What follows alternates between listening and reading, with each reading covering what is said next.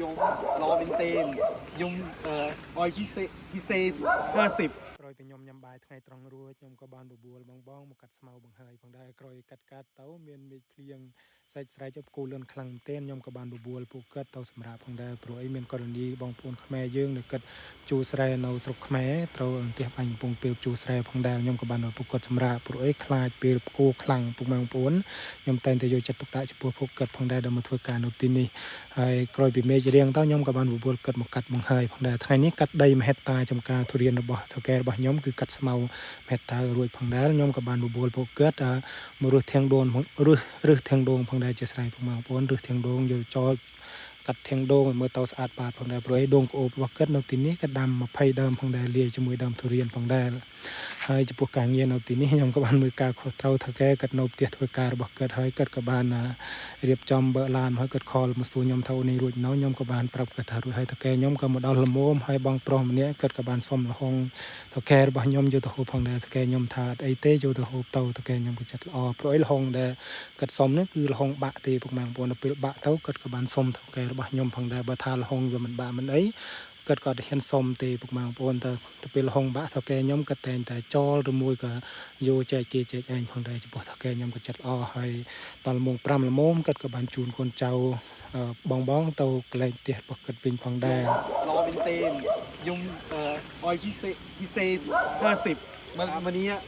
នេះ50วันนี้50พฤกนี้โมตีนะโอเคขอบคุณเจริญ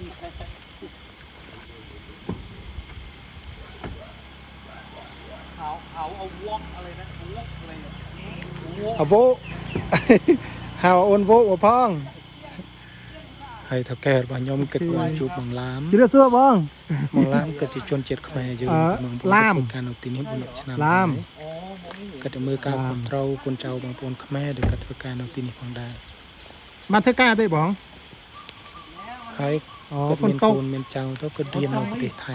បងប្អូនហើយគាត់ក៏បានស្គាល់ថៅកែគាត់និយាយលេងជាមួយថៅកែចាំไม่บ้านសង្ហាกว่าเดิมเมื่อเช้ามีคนหนึ่งนึกว่าลามอ่ะអូនមួយដែលបើអត្រាគាត់រេរទេបើអត្រាស្គមគាត់ស្គាល់ណាគាត់តែងតែសូនណាំเขาเหมือนจะไม่ค่อยพูดก็เลยงงว่าថៅកែគាត់មាននិយាយជាមួយបងជនជាតិខ្មែរគាត់ស្គាល់គ្នាเขาเรียกต่อมทอมซินมันบวมอะไรอย่างเงี้ยหรือไปหาหมอแล้วก็อาจจะ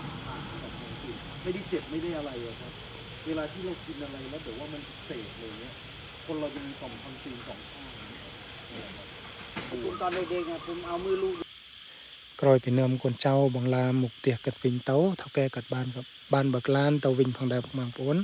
ហើយខ្ញុំក៏បានយកគ្រឿងកាត់ស្មៅយកអីយកមកទុកដាក់ផងដែរព្រោះឲ្យថៅកែក៏តើយកទៅផ្ទះវិញទេព្រោះមានភ្លៀងមានអីញ៉ៃទៅ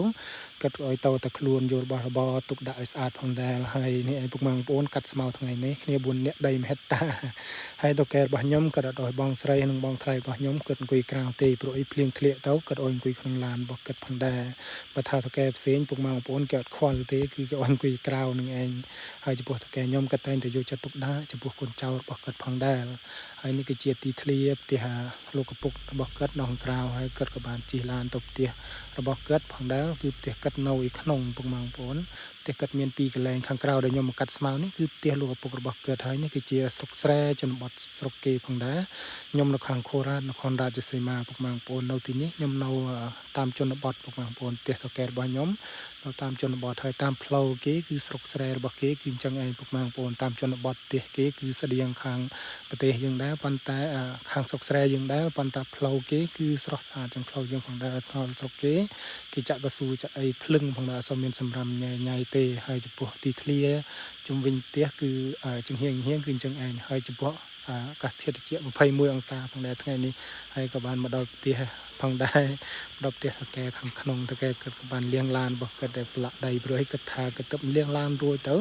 ភ្លៀងមូលមុំក៏បានប្រឡាក់ដីគាត់ក៏បានបើមកដល់គាត់ក៏បានលាងឡានព្រោះឲ្យថៅកែរបស់ខ្ញុំគឺគាត់ចូលចិត្តភាពស្អាតបាត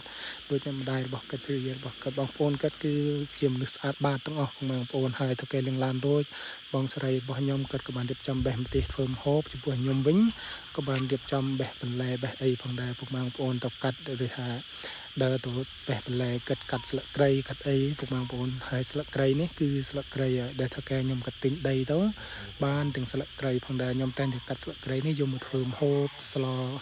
លម្ជូរស្លកកូរស្លអីគ្រប់យ៉ាងផងដែរស្លឹកគ្រៃច្រើនមែនទេពុកម៉ែបងប្អូនហើយដើមចេកនោះគឺជាទីធ្លារបស់ផ្ទះកែរបស់ខ្ញុំផងដែរហើយដើមឈើច្រើនខាងមុខនេះគឺជាបរិវេណផ្ទះរបស់តកែរបស់ខ្ញុំហើយខ្ញុំក៏បានដើរមកបេះត្រយូងចេកផងដែរបេះត្រយូងចេកយកទៅធ្វើលក់ផងដែរបងប្អូនព្រោះឯថ្ងៃនេះខ្ញុំបានបុកប្រហុកផងដែរបុកប្រហុកជូរស្វាយរបៀបសុកស្រែយើងហើយខ្ញុំក៏បានបេះលក់ជាមួយបងផងដែរមានទាំងពីផ្ទីដូងមានទាំងពីអីគឺមិនខ្វះទេបងប្អូនព្រោះខ្ញុំចង់ហូបលក់ផ្ទីដូងត្រឡប់ខ្លាញ់ផងដែរបងប្អូនគឺឆ្ងាញ់មែនទែនមានទាំងពីត្រប់ស្រួយមានអីផងដែរហើយខ្ញុំបេះរួចខ្ញុំក៏បានរៀបចំលាងឲ្យស្អាតបងស្រីរបស់ខ្ញុំគាត់ក៏បានបេះម្ទេសលីងម្ទេសរបស់គាត់រៀបចំទុកឲ្យខ្ញុំនឹងស្រេចបាច់ផងដែរសាប់ស្វាយសាប់អីខ្ញុំស្រេចបាច់ខ្ញុំក៏រៀបចំបុកផងដែរព្រោះអីគាត់ចង់ឲ្យខ្ញុំបុកដោយខ្លួនឯងព្រោះអីគាត់ថាខ្លួនឯងធ្វើឆ្ងាញ់អូនឯងបុកខ្លួនឯងទៅព្រោះខ្ញុំក៏បានរៀបចំបុកម្ជូរស្វាយបុកប្រហុកម្ជូរស្វាយរបៀបសុកស្រែយើងបងប្អូនគាត់ក៏បានចំហុយប្រហុកទុកដាក់ឲ្យខ្ញុំផងដែរបងប្អូនចំពោះស្ករខ្ញុំប្រើស្ករត្នោតដែលខ្ញុំទិញមកផងដែរមានម្ជូរស្វាយមានអីផងដែរបងប្អូនហើយបុកប្រហុកងាយទេបងប្អូនបុកប្រហុកសុកស្រែយើងគឺឆ្ងាញ់បងប្អូនខ្ញុំចូលចិត្តហូបបុកប្រហុកម្ជូរស្វាយបុកប្រហុកម្ជូរខ្សាំងបុកប្រហុកម្ជូរអំពិលគ្រប់យ៉ាងឲ្យតែបុកប្រហុកយើងគឺខ្ញុំចូលចិត្តមែនទែនបងប្អូនហើយខ្ញុំក៏បុករួចរាល់ផងដែរនឹងឯងគឺជាមុខមាត់បុកប្រហុកម្ជូរស្វាយរបស់ខ្ញុំផងដែរទំនងអត់បងប្អូនគឺខ្ញុំដាក់ស្ករត្នោតទៅឆ្ងាញ់នឹងស្ករសខ្ញុំអត់ចូលចិត្តហូបស្ករសទេបងប្អូនមានទាំងពីបុកត្រប់ពុតញោមបងប្អូនត្រប់ចង្កមយើងហើយមានបុកត្រប់ហើយនឹងបុកប្រហុកម្ជូរស្វាយហើយនឹងត្រីខដែលខ្ញុំបងស្រីខ្ញុំខពីព្រឹកម្សិលបន្តិចផងដែរមានតាំងពីត្រយូងចេកហើយត្រប់ហើយនឹងស្លឹកទីដូងត្រឡប់ខ្លាញ់ផងដែរបងប្អូនចំពោះមុខម្ហូបញឹកនឹងហើយមុខម្ហូបខ្ញុំវីដេអូខ្ញុំមានតែប៉ុណ្្នឹងទេបងប្អូនហើយខ្ញុំអរគុណពុកម៉ែបងប្អូនដែលចំណាយពេលវេលាដែលមានតម្លៃមើលវីដេអូខ្ញុំដល់ចប់ផងដែរអរគុណជូនពរពុកម៉ែបងប្អូនទាំងអស់គ្នាសុខភាពល្អសុខភាពរឹងមាំឲ្យជូនពរពុកម៉ែបងប្អូនរកស៊ីមានបានផងដែរ